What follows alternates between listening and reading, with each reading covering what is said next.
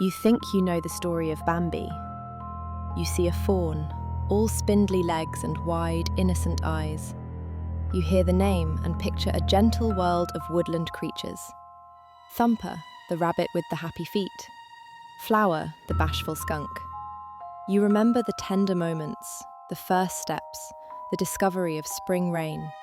And you remember the tragedy, the single gunshot that echoes through the snow-covered forest. The loss of a mother, a moment that has defined childhood grief for generations. The story you know is a lie. It's a beautiful, masterfully crafted lie, but a lie nonetheless. A comforting bedtime story painted over a raw, bleeding wound of history. The animated classic you cherish is a deliberate, systematic sanitization of one of the most brutal and prescient political allegories ever written.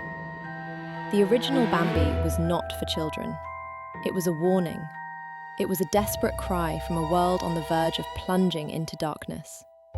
To understand the truth, you have to understand art critic, a playwright, a contemporary and friend to figures like Arthur Schnitzler and Sigmund Freud. Picture the Vienna he inhabited in 1922, the year he wrote Bambi. It is not a storybook forest. It is a city of ghosts.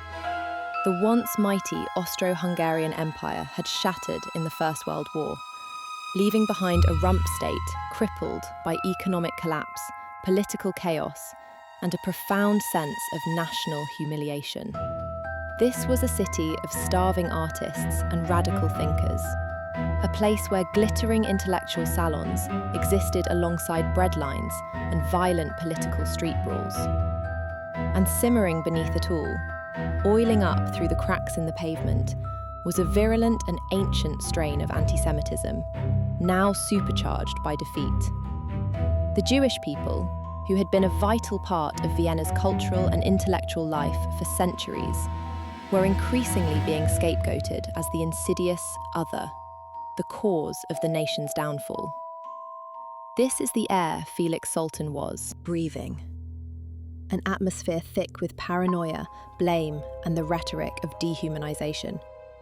This is the world that gave birth to Bambi. It wasn't born from a love of nature. It was born from a deep and growing fear for the future of his people. You have to understand the context here.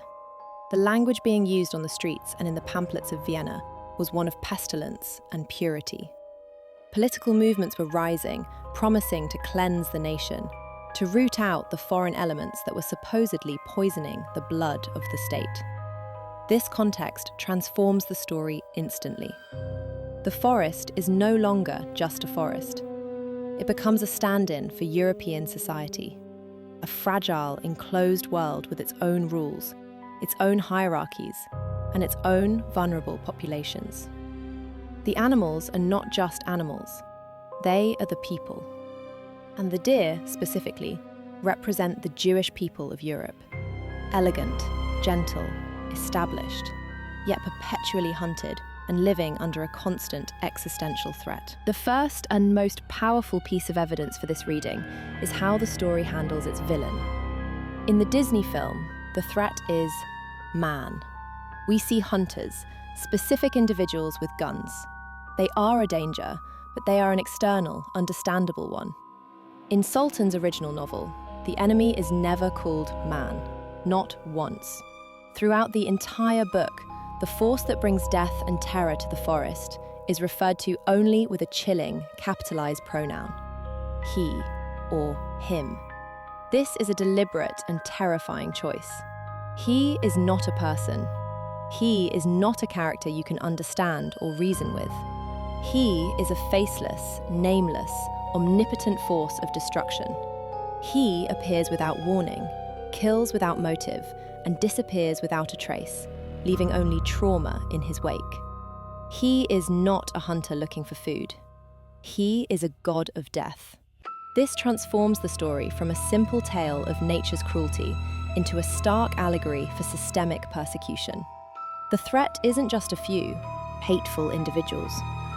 The threat is the system itself, the state, the faceless, bureaucratic power that can legislate your destruction, that can mark you for death with the stroke of a pen. He is the invisible hand of anti-Semitism, the ambient, ever-present danger that Sultan and his community felt closing in around them. The animals talk about him in hushed, fearful tones. They try to understand his motives and fail. A dying pheasant, shot from the sky, whispers about him with his last breath. He has a third hand, the animals say, a weapon of fire and thunder that kills from a distance. This third hand is the gun, of course, but described this way, it becomes a piece of dark, incomprehensible technology, a tool of an advanced and malevolent power that the forest dwellers cannot possibly fight against. It is the technological and organizational superiority of a modern state turned against a defenseless minority. Let's isolate a specific scene, one that was completely erased by Disney. It's a conversation between two fallen leaves in autumn. They speak of their lives, of the tree, and of the inevitable fall. One leaf trembles, terrified of the unknown, while the other tries to find comfort in the fact that they are not the first to fall. Then they see him. They watch as he walks through the forest, and they hear his words. He is talking to a companion, but the leaves can only hear him. He points to the magnificent stag, Bambi's father, and says, "I'll take him down someday." It is not a statement of need. It is a statement of power, of ego, the desire to destroy something beautiful simply because it exists. This is the casual, banal cruelty that Sultan was witnessing, the growing sentiment that his people should be eliminated not for any specific crime, but simply for being who they were. The very landscape of the story is coded with this fear. Consider the meadow. In the Disney film, the meadow is a place of joy and discovery. It's where Bambi frolics, meets Feline, and learns about the wider world. It's a community gathering space. In Sultan's novel, the meadow is a death trap. It is called the clearing. It is a terrifying open space where the deer are completely exposed, visible from all sides. To enter the meadow is to risk immediate annihilation. Bambi's mother is filled with a paralyzing dread every time she must lead him there. She teaches him to stand at the edge of the tree line for long, silent minutes, sniffing the air, listening for the slightest sign of danger before taking a single step into the open. The meadow represents the perilous promise of assimilation. For the Jews of Vienna, assimilation was the meadow. It was the belief that if they left the relative safety of their own communities, the shtetl, the Jewish quarter, the forest, and entered the open society of the Gentile world, they could be safe. They could be doctors, lawyers, artists, Austrians. But Sultan argues this is a fatal illusion. In the meadow, you are always visible. You are always a target. Your safety is entirely dependent on the whims of he who watches from the shadows. The tragedy of Bambi's mother is not just a moment of personal loss in the book. It is the ultimate, brutal lesson about the meadow's false promise. It happens during a massive, organised hunt, a drive. This is not a lone hunter. This is a coordinated slaughter. He comes in force, with many of his kind, surrounding the forest, beating drums, making noise, driving the terrified animals out of the safety of the trees and into the killing field of the meadow. It's a pogrom. The scene is one of pure chaos and horror. Animals scream and run in every direction. Friends kill friends in their blind panic. A hare, mad with terror, shrieks, "The whole world is coming to an end," before being shot. In the midst of this pandemonium, Bambi is separated from his mother. He calls for her, his cries lost in the cacophony of gunfire and death. He never sees her again. The story does not linger on his grief. It moves on, because survival is more important than mourning. This coldness is another key departure from the Disney version. Sultan's world is not sentimental. After his mother's death, Bambi is lost and alone, crying in the snow. He is found by the great prince, the old stag, the symbol of wisdom and stoic survival. Disney's prince would offer comfort. He would reassure the child. Sultan's prince looks down at the weeping fawn and asks with icy severity, "Can't you stand to be alone?" It is a shockingly harsh moment, but it is the central lesson of the book. In this world, no one will save you. Compassion is a luxury you cannot afford. Your only hope is to become hard, self-reliant, and eternally vigilant. This is a deeply Zionist message, a philosophy born from centuries of persecution, the belief that the only safety for the Jewish people lies in their own strength and their own land, not in the fickle tolerance of others. The old prince is teaching Bambi the grim lesson of survivalism. But perhaps the most damning and explicit piece of political commentary in the book is a character who was entirely written out of the Disney adaptation. His name is Gobo. Gobo is Bambi's cousin. As a young fawn during one of the hunts, Gobo is wounded and left behind. The other deer assume he is dead, but a year later, he returns to the forest, and he has a shocking story to tell. He was found by one of him. He was taken in, his wound was treated, and he was raised as a pet in a house. Gobo returns a changed deer. He is arrogant, naive, and preaches a dangerous gospel. He tells the other deer that he is not evil. He is good. He is kind. He claims to have a special relationship with him. As proof, he wears a halter around his neck. He believes this halter is a mark of divine protection, a symbol that he is different, that he is immune to the dangers that plague the other animals. Gobo is the collaborator. He is the assimilated Jew who believes his connections, his wealth, his perceived exception from the rule will protect him. He is the one who says, "It won't happen to us. We are different. We are the good ones." He scoffs at the other deer's fear, calling them paranoid and primitive. He walks boldly into the meadow, convinced his halter will save him. And then the next hunt begins. A hunter sees Gobo. He sees a deer, made slow and complacent by his time in captivity. He sees the halter, not as a sign of protection, but as a mark that this animal is tame, an easy kill. Gobo, in his moment of truth, calls out to the hunter, believing their special bond will be honored. He is shot and killed instantly.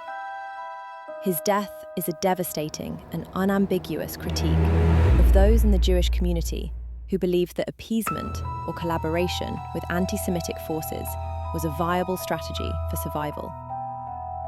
Sultan is screaming from the page. There is no special treatment. There is no immunity. When he decides to kill, he will kill you all. Your belief in your own exceptionalism is a delusion that will get you murdered. The story does not end with Bambi finding a mate and becoming the new prince in a triumphant circle of life. That is Disney's invention. Sultan's novel ends on a note of profound and chilling loneliness. The old prince, now ancient and dying from a hunter's wound, takes Bambi to see the body of a poacher who has been shot. For the first time, Bambi sees one of him dead. He is confused. He thought he was all-powerful, immortal. The old prince explains that he is not a god, but another creature who, like all things, walks the earth and will one day die. But the lesson is not one of hope. It is not that the enemy can be defeated. The lesson is that there is another, higher power above even him, a force of nature or God that dictates all life and death. The old prince's final words to Bambi are, "You must walk the path of life alone." Then he leaves to go die in solitude. The book closes with Bambi as the new great prince, But he is not a happy king. He is a solitary, grim survivor. He has learned the lessons of his world: trust no one, rely on nothing, and expect death at any moment. He is eternally alone, carrying the weight of his trauma. The cycle that continues is not the circle of life, but the cycle of persecution and survival. This is the story that the Nazis burned. A story that, in 1923, predicted the logic of the Holocaust with terrifying accuracy. It laid bare the rhetoric of dehumanization, the failure of assimilation, the futility of appeasement, and the necessity of grim self-reliance in the face of an existential threat. Now, bring in Walt Disney. In the late 1930s, Disney acquired the film rights. He was building an animation empire based on a specific brand of American optimism. His stories were moral, wholesome, and above all, safe. He took Sultan's bleak, existential European allegory and saw in it the potential for a beautiful nature film for children. To make it work, he had to perform a complete ideological lobotomy on the source material. The sanitization was methodical. First, the faceless, systemic horror of he had to go. It was too abstract, too terrifying. It was replaced with man, a specific, tangible enemy. This changes the entire meaning. A fight against man is a fight you can theoretically win. A fight against he is a fight against reality itself. Second, the complex and deeply political characters were scrubbed from the script. Gobo, the collaborator, vanished completely. His story was far too dark and morally ambiguous for the Disney audience. The cynical fox who debates philosophy with Bambi, the despairing squirrel, the entire ecosystem of animals wrestling with their grim reality, all gone. They were replaced by the simple, one-dimensional and adorable Thumper and Flower. Characters who provide comic relief, not political commentary. Third, the core philosophical message was inverted. Sultan's message was that the world is a brutal place and you must be hard to survive it alone. Disney's message is that with the help of friends and family, you can overcome any tragedy. The old prince's harsh lesson, "Can't you stand to be alone?" is replaced by a comforting father figure who guides his son into his new role. The forest, a terrifying ghetto in the book, becomes an idyllic paradise, a Garden of Eden only occasionally threatened by an outside evil. Finally, the ending. Sultan's Bambi is a tragic, isolated figure, doomed to a life of perpetual vigilance. Disney's Bambi becomes the proud new prince of the forest, standing triumphantly on a cliffside with his mate and their new children. The cycle of trauma is replaced with the comforting, marketable circle of life. It's a happy ending, grafted onto a story whose entire point was that happy endings are a childish fantasy. Disney didn't just adapt Bambi, he neutered it. He took a story that was a searing indictment of European fascism and turned it into a lucrative product. He stripped it of its history, its politics, its Jewishness, and its soul. He gave us beautiful animation, memorable songs, and a powerful moment of grief. But he stole its truth. The irony is that Felix Sultan himself was forced to live out the ending of his own book. When the Nazis annexed Austria in 1938, he fled Vienna, leaving behind his home and his library, which was later ransacked. He escaped to Switzerland, a solitary survivor, forced to watch from afar as the world he had warned about came to pass. He sold the film rights to Disney for a pittance, desperate for money, and died in 1945, the same year the war ended, having never seen the global cultural phenomenon his tragic story would become. The enduring power of Bambi, even in its Disneyfied form, comes from the ghost of the original story that still haunts it. We feel it in